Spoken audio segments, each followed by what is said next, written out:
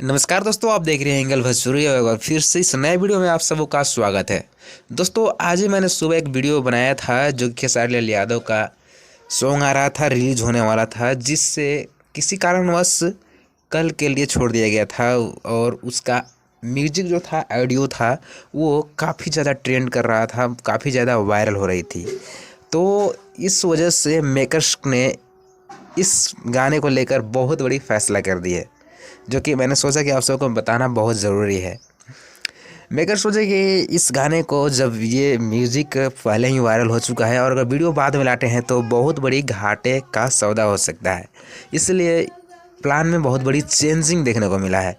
इस गाने को आज ही 4 बजे रिलीज़ किया जाएगा और ये गाना आपको अन्नपूर्णा फिल्म्स के यूट्यूब चैनल पर देखने को मिल जाएगी। 4 बजे, आज ही शाम 4 बजे आपको ये गाना देखने को मिल जाएगी। तो गाना बवाल है, बने रहिएगा, काफ़ी ट्रेंडिंग सॉन्ग है, तो देखना नहीं भूलें।